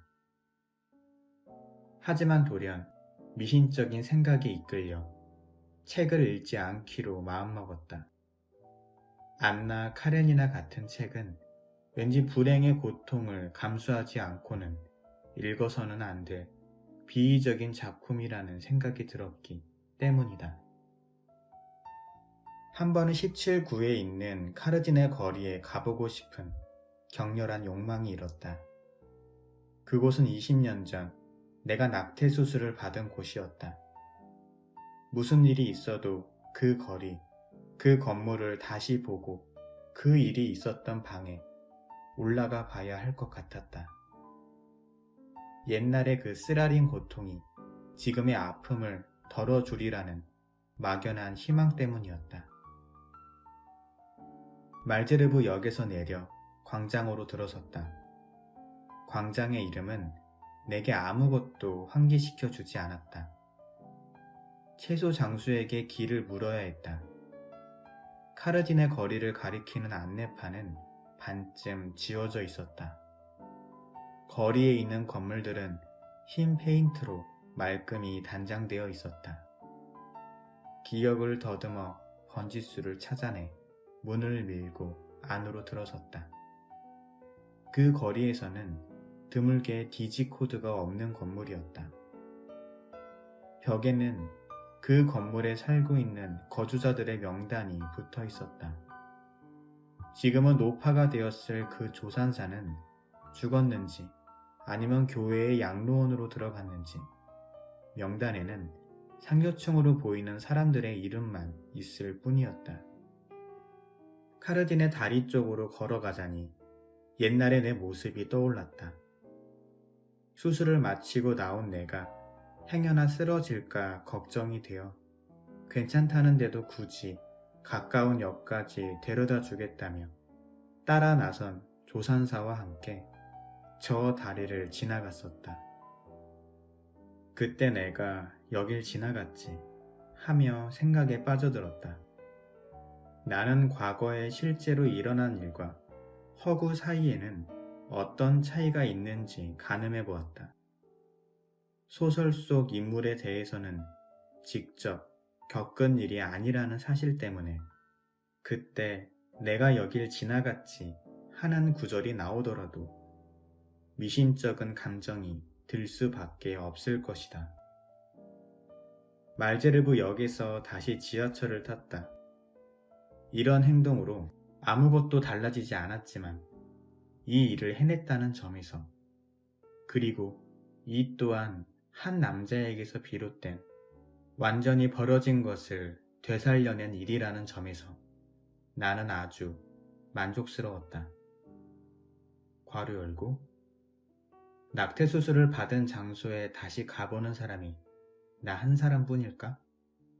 다른 사람들도 나와 똑같은 경험을 하고 나와 똑같은 감정을 느끼며 살아가고 있는지 알아보려고 아니면 내가 느끼는 감정들이 지극히 정상이라는 것을 확인받으려고 내가 이 글을 쓰는 것은 아닌지 자문해 보았다. 혹은 그들이 언제 어디선가 읽었다가 잊고 있었던 것들을 내 글을 통해 다시 경험할 수 있을지 모른다는 바람 때문인지도 모르겠다. 괄호 닫고. 어느덧 4월이다.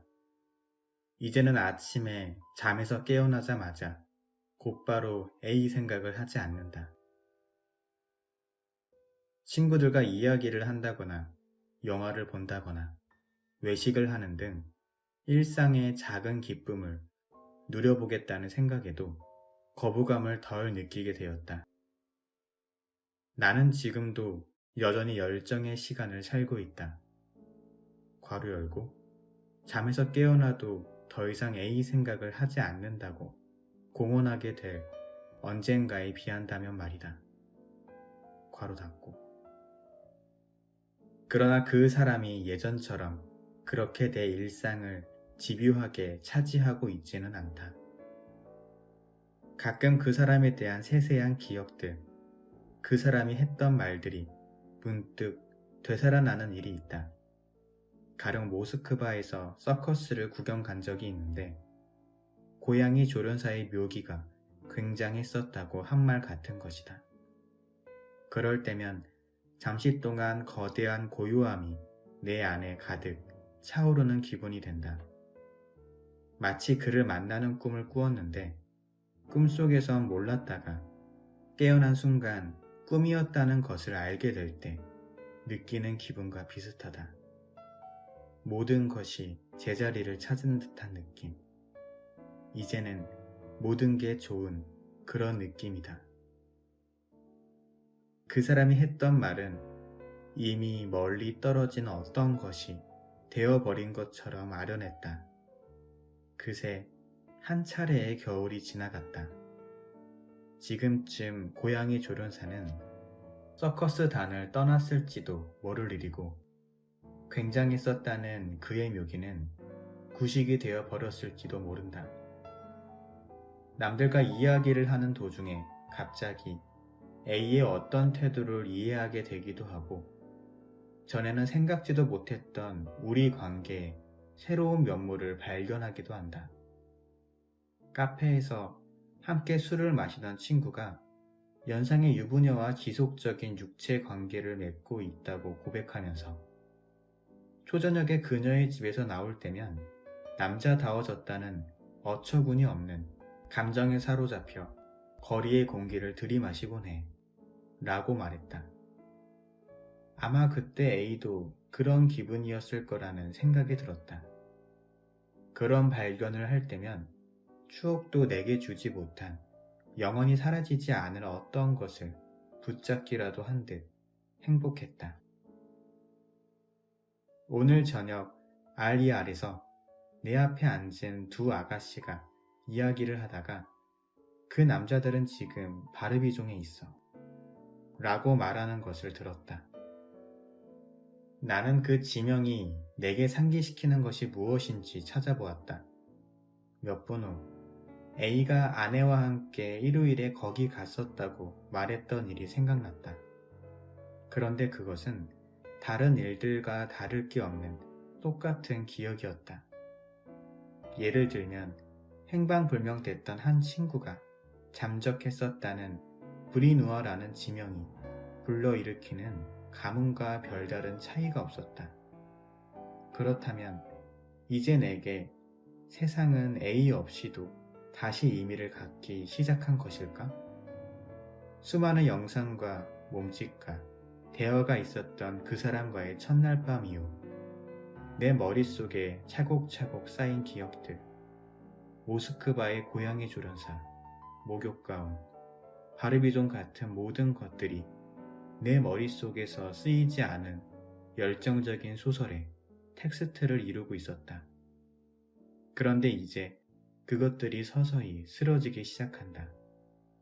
살아있는 텍스트였던 그것들은 결국은 찌꺼기와 작은 흔적들이 되어버릴 것이다. 언젠가 그 사람도 다른 사람들처럼 내게 아무것도 아닌 존재가 되어버리겠지. 그런데도 나는 그 사람을 끊임없이 기다리고 갈망했던 지난해 봄, 그 사람을 떠날 수 없었던 것처럼 지금도 여전히 그 사람에게서 떠나지 못하고 있다. 이 글을 쓰면서 내가 바라는 것은 아무것도 없음을 나는 알고 있다. 글에는 자신이 남겨놓고자 하는 것만 남는 법이다. 그런데도 계속해서 글을 쓴다는 것은 다른 사람에게 읽힐지도 모른다는 고통을 연장시키는 것과 같다. 하지만 내가 글을 써야 한다는 필요성을 절실하게 느끼고 있는 한 그런 건 개의치 않는다. 그러나 그 필요성에 극에 다다른 지금 써놓은 글을 찬찬히 읽어보니 놀랍기도 하고 부끄럽기도 하다. 열정 속에서 하루하루 살아갈 때는 미처 깨닫지 못했던 감정들이다. 그것은 출판이라는 관점으로 접근하는 세인들의 정상적인 가치 기준과 판단에서 비롯된 것이다. 괄호 열고, 이 글은 자서전입니까? 하는 유의 질문에 대답해야만 하고, 이것은 어떻고 저것은 어떻다는 식으로 억지로 정당화시켜야 할지도 모른다. 그런 질문들은 전형적인 소설의 형식을 갖추지 않은 모든 책이 출간되지 못하도록 방해하는 행위가 아닐까? 괄호 닫고. 지금 나는 내가 아니면 도저히 읽을 수도 없을 정도로 많은 삭제와 교정으로 뒤덮인 원고를 앞에 놓고 있다.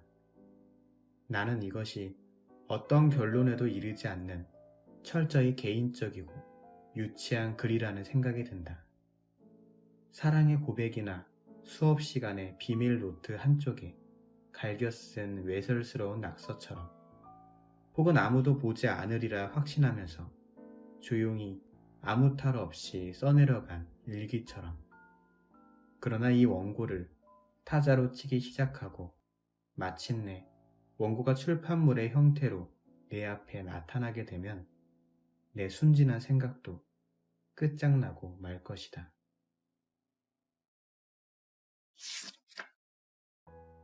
(1991년 2월) 세상에서, 그리고 내 삶 속에서 더 이상 아무 일도 일어나지 않고 있다. 따라서 이 원고도 더 써넣을 이야기가 없는 것처럼 마무리 지을 수도 있을 것이다. 이 원고는 충분한 시간을 두고 쓰였으므로 이미 읽을 만한 글로는 손색이 없다. 하지만 지금까지 쓴 원고가 아직 내 손안에 있는 한 글쓰기의 가능성은 아직도 열려있다. 내게는 형용사의 위치를 바꾸는 일보다 현실에서 일어난 일을 덧붙이는 것이 더 중요하게 여겨진다. 지난해 5월 내가 글쓰기를 끝냈을 때와 지금 1991년 2월 6일 사이에 이라크와 서방연합군 간에 오래전부터 있어온 갈등이 폭발하고 말았다. 제2차 세계대전 기간 동안 독일에 투하한 것보다 훨씬 많은 양의 폭탄이 이라크에 퍼부어졌다는 오늘 저녁 르몽드지의 기사에도 엄청난 폭음으로 귀가 먹은 아이들이 술 취한 사람처럼 비틀거리며 바그다드 거리를 헤매고 있다는 목격자들의 증언에도 불구하고 전쟁 당사자들은 그것이 정당한 전쟁이라고 거듭 주장하고 있었다.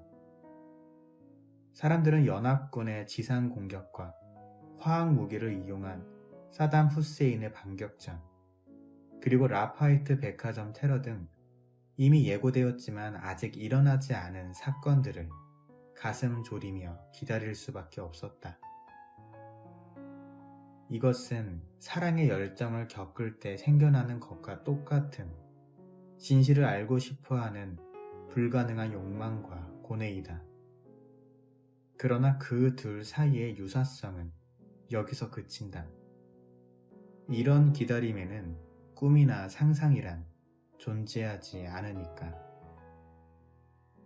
전쟁이 터지고 첫 번째 맞는 일요일 저녁, 전화벨이 울렸다. A의 목소리였다. 잠시 동안 나는 두려움에 휩싸였다. 나는 울먹이며 그 사람의 이름만 되풀이해 불렀다. 그 사람도 나야, 나라고 하는 말만 천천히 반복했다. 그는 당장 나를 만나고 싶다며 택시를 타고 오겠다고 했다. 그 사람이 도착하기 전까지 30분 정도의 여유가 있었다. 그 사이 나는 서둘러 화장을 하고 그 사람을 맞이할 준비를 끝냈다. 그러고는 그 사람이 한 번도 본 적이 없는 쇼를 걸치고 복도에 나가 그 사람을 기다렸다. 나는 멍하니 문만 쳐다보고 있었다. 그 사람은 예전에 그랬던 것처럼 노크도 없이 문을 밀치고 들어왔다. 술을 많이 마셨는지 나를 끌어안으며 비틀거렸고 방으로 올라가는 계단에서도 몸을 잘 가누지 못했다. 그는 커피만 한 잔 달라고 했다. 겉으로 보기에 그 사람의 생활은 변한 게 없어 보였다. 동구에서도 프랑스에서 하던 것과 똑같은 일을 하고 있었고 아내가 원하는 아이는 여전히 없는 상태였다. 얼굴이 조금 헬쑥해지기는 했지만 그는 여전히 38살의 젊음을 유지하고 있었다. 손톱이 전에 비해 덜 깔끔했고 손도 조금 거칠었다. 분명 그 사람 나라의 추운 기후 탓일 것이다. 떠나고 난 후 연락하지 않은 데에 대해 내가 투정을 부리자 그 사람은 크게 웃었다. 내가 전화를 했어도 안녕? 잘 지내? 어떻게 지내? 이런 말 외에 무슨 말을 할 수 있었겠어? 그 사람은 내가 덴마크에서 그 사람이 머물던 파리의 옛 주소로 보낸 엽서를 받지 못했다고 했다. 우리는 방바닥에 어수선하게 흐트러진 옷을 챙겨 입었다. 그리고 나는 그를 개선문 근처에 있는 그의 호텔까지 차로 태워다 주었다. 낭테르에서 퐁드네이까지 가는 동안 빨간 신호등에 걸릴 때마다 우리는 뜨겁게 껴안고 애무했다. 돌아오는 길에 라데팡스 터널을 지나며 문득 내 이야기는 어떻게 되는 거지? 하는 생각이 들었다. 나는 이제 아무것도 기다리지 않는 거야. 하고 다짐했다. 우리는 다시 만나지 못했고 그 사람은 사흘 후에 자기 나라로 돌아갔다. 떠나기 전에 그는 내게 전화를 걸어 연락할게 라고 말했다. 자기 나라로 돌아가서 전화를 하겠다는 의미인지 아니면 언젠가 파리에 올 기회가 있으면 그때 전화하겠다는 의미인지 알 수 없었다. 하지만 그에게 묻지는 않았다.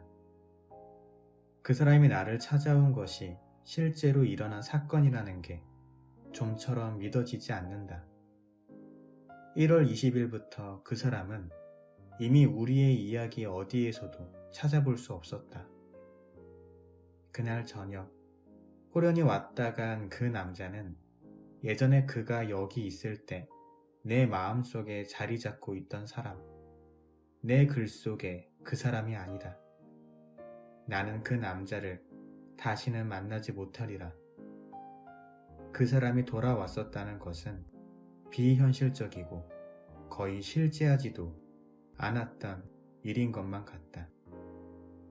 그럼에도 불구하고 그 사실은 내 열정에 어떤 의미를 부여해 주었고 지난 2년 동안 내가 무어라 설명할 수 없는 강렬한 열정에 사로잡혀 지냈음을 확인시켜 주었다. 조금 흐릿하게 나온 내가 가지고 있는 그 사람의 유일한 사진 속에서 나는 어딘지 알랭들롱을 닮은 금발의 키가 큰 남자를 보고 있다. 그 사람의 모든 것이 내게는 아주 소중했었다. 그 사람의 눈, 입, 성기, 어린 시절의 추억, 물건을 낚아채듯 잡는 버릇, 그 사람의 목소리까지도. 나는 그 사람의 모국어를 배우고 싶어 했었다. 그 사람이 마신 술잔도 닦지 않은 채로 보관하고 있다. 코펜하겐에 돌아올 때는 다시 그 사람을 만나지 못할 바에야 차라리 타고 있는 비행기가 공중에서 산산이 부서졌으면 싶었다. 지난 여름엔 파도바에서 성 안토니우스의 무덤 위에 소원을 적은 종이나 손수건을 올려놓고 기도하는 사람들 틈에 끼어 나도 이 사진을 놓고 그 사람이 돌아와 주기를 간절히 기원했었다. 그 사람이 그럴 만한 가치가 있는 사람인지 아닌지는 아무런 의미가 없다. 그리고 지금은 그 모든 일들이 다른 여자가 겪은 일인 것처럼 생소하게 느껴지기 시작한다. 그러나 그 사람 덕분에 나는 남들과 나를 구분시켜주는 어떤 한계 가까이에, 어쩌면 그 한계를 뛰어넘는 곳까지 접근할 수 있었다. 나는 내 온몸으로 남들과는 다르게 시간을 헤아리며 살았다. 나는 한 사람이 어떤 일에 대해 얼마만큼 솔직하게 말할 수 있는지도 알게 되었다. 숭고하고 치명적이까지 한 욕망, 위험 따위는 없는 부재. 다른 사람들이 그랬다면 무분별하다고 생각했을 신념과 행동. 나는 이 모든 것들을 스스럼 없이 행했다. 그 사람은 자신도 모르는 사이에 나를 세상과 더 굳게 맺어주었다. 그 사람은 당신, 나에 대해 책을 쓰진 않겠지 하고 말했었다. 나는 그 사람에 대한 책도 나에 대한 책도 쓰지 않았다. 단지 그 사람의 존재 그 자체로 인해 내게로 온 단어들을 글로 표현했을 뿐이다. 그 사람은 이것을 읽지 않을 것이며 또 그 사람에게 읽으라고 이 글을 쓴 것도 아니다. 이 글은 그 사람이 내게 준 무엇을 드러내 보인 것일 뿐이다. 어렸을 때 내게 사치라는 것은 모피 코트나 긴 드레스 혹은 바닷가에 있는 저택 따위를 의미했다. 조금 자라서는 지성적인 삶을 사는 게 사치라고 믿었다. 지금은 생각이 다르다. 한 남자 혹은 한 여자에게 사랑의 열정을 느끼며 사는 것이 바로 사치가 아닐까. 단순한 열정, 마침